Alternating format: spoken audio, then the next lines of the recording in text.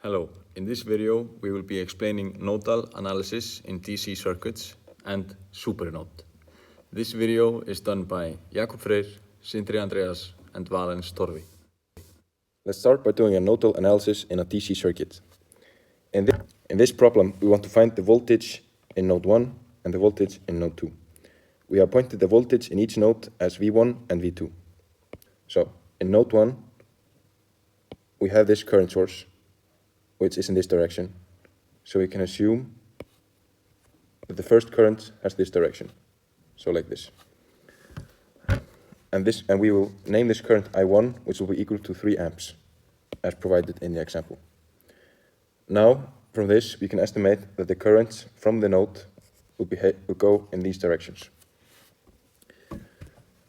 And we will appoint them as I2 and I3. So, the current I2 will go from node 1 to node 2, and the current I3 will go from node 1 to ground, which has 0 volts. And then, from this analysis, we will get this equation, I2 plus I3, as the current I1 will split up into two other currents, I2 and I3, and the sum of those two currents will be I1. Now, let's look at the second node. We can see that the current from node 1 will go to node 2, so it must be the same current we have here, the current I2. So we know the direction of the first current and its name. From the direction of this current, we can assume the other currents will behave as so, because we also have a current source of 12 amps, which has this direction. And it flows from node 2 to ground, and node 2 again to ground.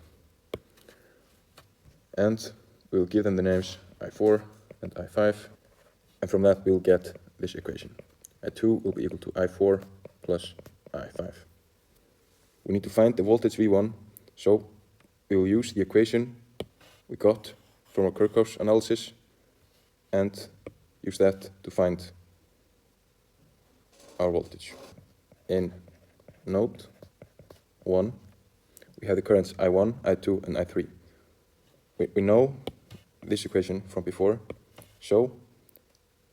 and we know its value because we have a current source, so we will point the current I1 as 3 amps, which will be equal to I2 and I3.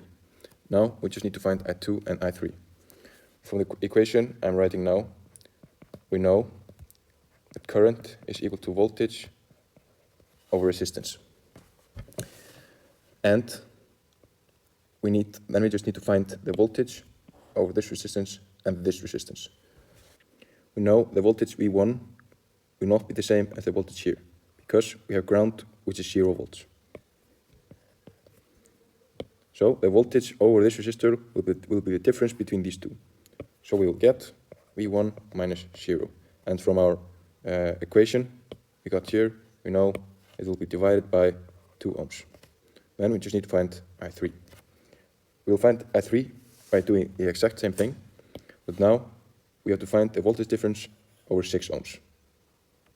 So the voltage difference will be V1 minus V2 over 6 ohms.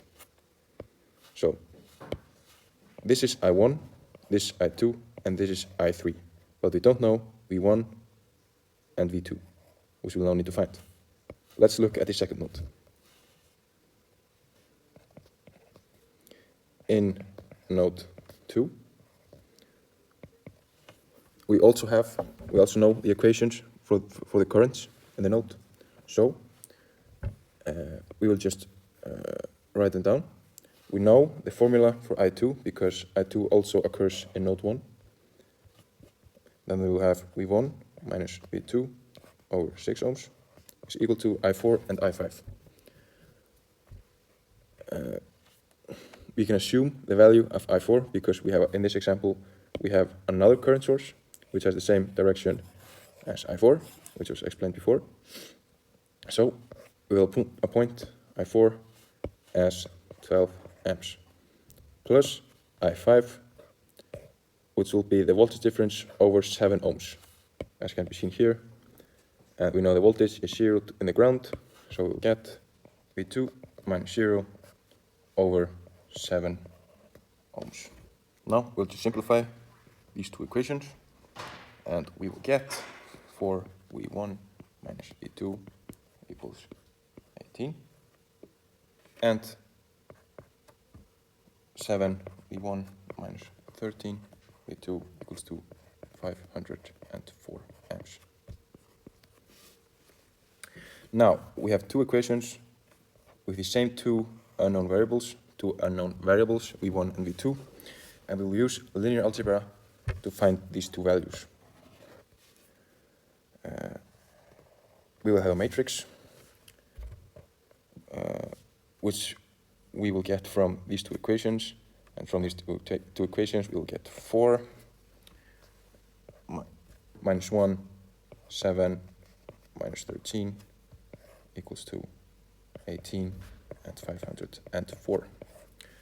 And after doing some well-selected linear algebra steps, we get 1, 0, 0, 1 equals to minus 6 and minus 42.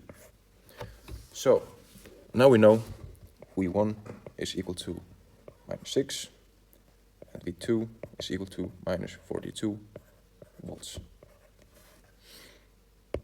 So after performing our nodal analysis in this DC circuit, we get the voltage in node 1 as minus 6 volts and the voltage in node 2 as minus 42 volts.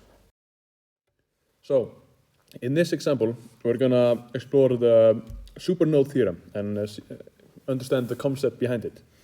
So, the supernode theorem can be applied when you have two nodes separated by a voltage source.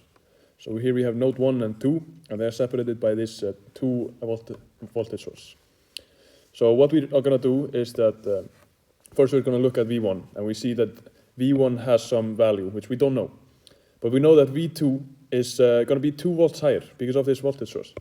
So we can simply just write V2 equal to V1 plus 2 volts, as we can see from the example here. What we do next is that we apply the node voltage method. But what we're going to do is that we're going to look at this whole mess here as one node. So what we do is we're going to apply the node voltage method on this whole thing here. But we're going to look at the whole currents, all of the currents going in and out of all of this system here.